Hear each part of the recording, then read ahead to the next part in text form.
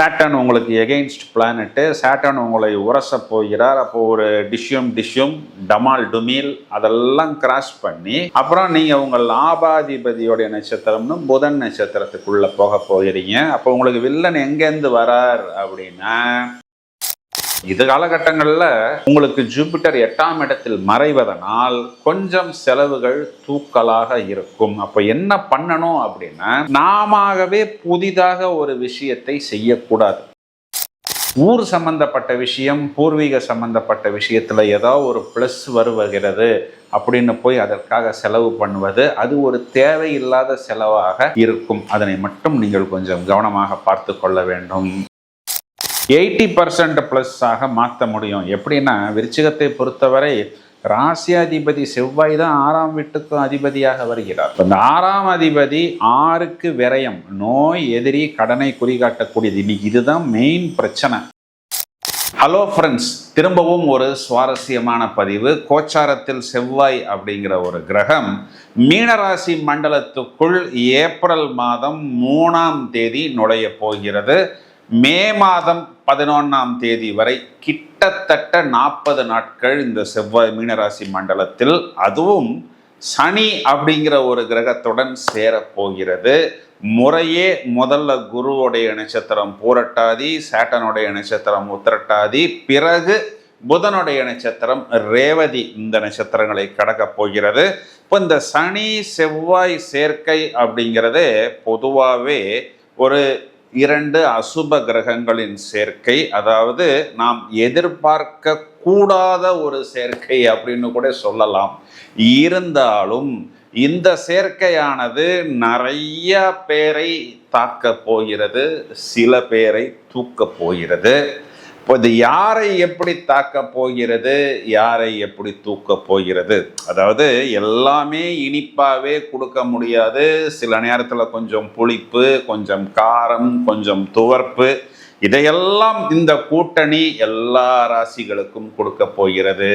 எனவே நாம் எங்க கவனமாக இருக்கணும், நாம் எவ்வாறு நெகட்டிவாக தூண்டப்படுவோம், இதனால் என்ன பாதிப்பு நமக்கு வரும் அப்படிங்கிறத நம்ம முதல்லயே தெரிஞ்சுக்கிட்டோம் அப்படின்னா நிறைய விஷயங்களில் நாம் நம்மை பத்திரப்படுத்தி கொள்ளலாம், உஷாராக இருக்கலாம்.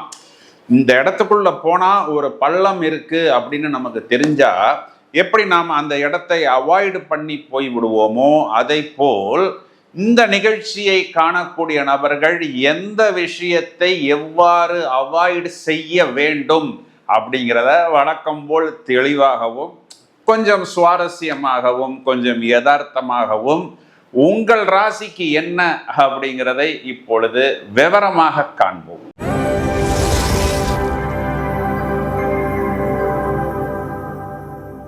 விருச்சிக ராசிக்கு இந்த பலன் ரொம்ப நேரமாக சொல்கிறதுக்கு தான் காத்துக்கிட்டு இருக்கிறேன். ஏன்னா எல்லா விருச்சிக ராசிக்காரர்களுக்கும் நம்மளுடைய அர்த்தாஷ்டம சனி விலகிருச்சு.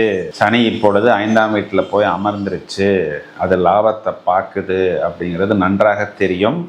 உங்கள் ராசியாதிபதி செவ்வாய் இப்பொழுது உங்களுக்கு 5ஆம் வீடுன்னு சொல்லக்கூடிய பஞ்சமத்தில் அமர்ந்து அவரும் லாபத்தை பார்க்கிறார். அப்போ நீங்கள் என்ன பண்ணுறீங்கன்னா, முதல்ல குருவோடைய நட்சத்திரத்தில் ட்ராவல் பண்ணுறீங்க, அப்புறம் சாட்டனுடைய நட்சத்திரத்தில் ட்ராவல் பண்ணுறீங்க. சாட்டன் உங்களுக்கு எகெயின்ஸ்ட் பிளானட்டு, சாட்டன் உங்களை உரச போகிறார். அப்போ ஒரு டிஷ்யூம் டமால் டுமீல் அதெல்லாம் கிராஸ் பண்ணி அப்புறம் நீங்கள் உங்கள் லாபாதிபதியோடைய நட்சத்திரம்னு புதன் நட்சத்திரத்துக்குள்ளே போக போகிறீங்க. அப்போ உங்களுக்கு வில்லன் எங்கேருந்து வரார் அப்படின்னா, சாட்டனை டிரான்சிட் பண்ணும் பொழுது உங்களுக்கு வில்லன் உருவாகிறார். இந்த வில்லன் எங்க இருக்கிறாரு? 5ஆம் இடம் குறிகாட்டக்கூடியது குழந்தைகள், பூர்வீகம், புத்திரஸ்தானம், மந்திரஸ்தானம். அப்போ குழந்தைகள் இல்லாத நபர்கள் குழந்தைகளுக்காக முயற்சி பண்ணும் பொழுது ஒரு தேவையில்லாத விஷயம், அது ட்ரீட்மெண்ட்டாக இருக்கலாம். அதாவது இவ்வளோ நாள் நான் ஒரு ட்ரீட்மெண்ட் பார்த்துக்கிட்டு இருந்தேன், இப்போ தேவையில்லாமல் இன்னொரு ட்ரீட்மெண்ட்டுக்கு போவது, அங்கே போனதுக்கு அப்புறம் இல்லை இது சரியில்லை, நம்ம பழசுக்கே வந்து விடுவோம் அப்படின்னு திரும்புவது.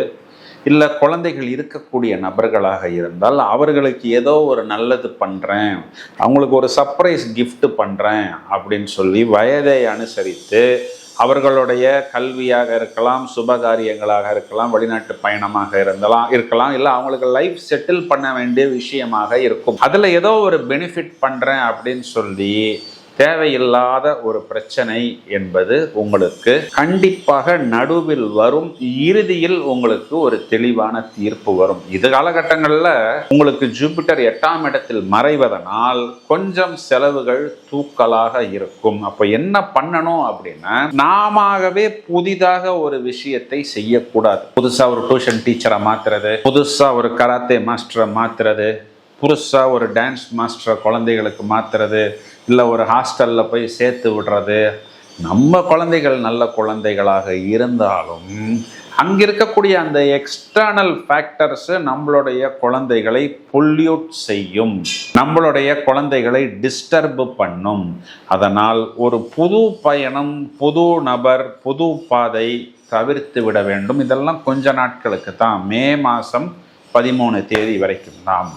ஊர் சம்பந்தப்பட்ட விஷயம், பூர்வீக சம்பந்தப்பட்ட விஷயத்துல ஏதாவது ஒரு ப்ளஸ் வருகிறது அப்படின்னு போய் அதற்காக செலவு பண்ணுவது, அது ஒரு தேவையில்லாத செலவாக இருக்கும். அதனை மட்டும் நீங்கள் கொஞ்சம் கவனமாக பார்த்து கொள்ள வேண்டும். அதுக்காக இடம் கொடுப்பது, வார்த்தைகள் கொடுப்பது, இதுல எல்லாம் நாம் கவனமாக இருக்க வேண்டும். இதுல நமக்கு 50% பிளஸும் 50% மைனஸும் இருக்கிறது. நாம் நினைத்தால் அந்த 50% பிளஸ் 80% பிளஸ் ஆக மாற்ற முடியும். எப்படின்னா, விருச்சிகத்தை பொறுத்தவரை ராசியாதிபதி செவ்வாய் தான் 6ஆம் வீட்டுக்கும் அதிபதியாக வருகிறார். இந்த 6ஆம் அதிபதி 6க்கு விரயம், நோய், எதிரி, கடனை குறிகாட்டக்கூடியது. இன்னைக்கு இதுதான் மெயின் பிரச்சனை. இந்த கிரகம் செவ்வாய் தனக்கு 12ஆம் இடம் விரயம். அப்போ நோயும் எதிரியும் கடனும் நமக்கு விரயமாக போகிறார் அப்படின்னா அது குறைய போகிறது, தீர போகிறது, அது 0வாக போகிறது.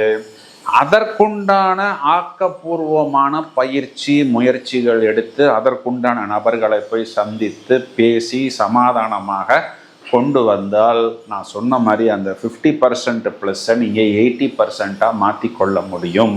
அப்போ அதுக்குண்டான மருத்துவரையோ இல்லை அதற்குண்டான அதிகாரிகளையோ போய் சந்தித்து, ஏன்னா இந்த இடத்துல நம்மளுடைய ராசியாதிபதியே லாபத்தை பார்க்கிறார்.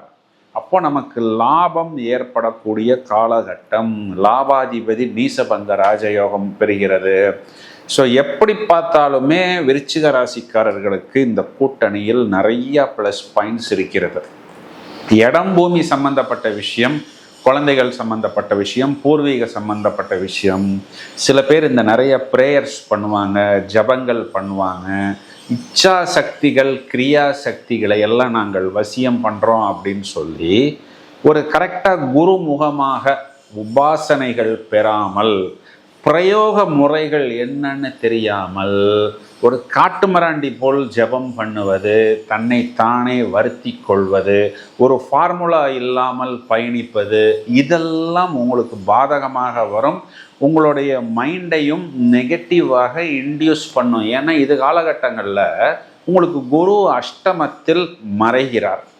எனவே புதுசாக ஏதாவது ஒன்று பண்ணுறேன், இல்லாத ஒரு விஷயத்துக்கு ரிஸ்க் எடுக்கிறேன், நான் இந்த மாதிரி பண்ணி இந்த ஒரு உச்சநிலைக்கு போக போகிறேன் அப்படிங்கிற மாதிரி எல்லாம் டைவடிக்காமல் உங்களுடைய பிரச்சனைகளை தீர்த்து கொள்வதற்கு இது ஒரு நல்ல காலம் அப்படின்னு கொஞ்சம் பிளான் பண்ணி நீட்டாக நீங்கள் எக்ஸிக்யூட் பண்ணினா, இது காலகட்டங்களில் உங்களுக்கு ஜீவனாதிபதி சூரியன் 6ஆம் இடத்தில் தொடக்கத்தில் உச்சம். அப்போ அரசாங்க சப்போர்ட் கிடைக்கிறது. சம்பாத்திய காரகன் உச்சம், லாபாதிபதி லாபத்தை பார்க்கிறார். ஒரே டிஸ்டர்பன்ஸு, ராசியாதிபதியும் லாபத்தை பார்க்கிறார். இந்த செவ்வாய் சனி கூட்டணி மட்டும்தான்.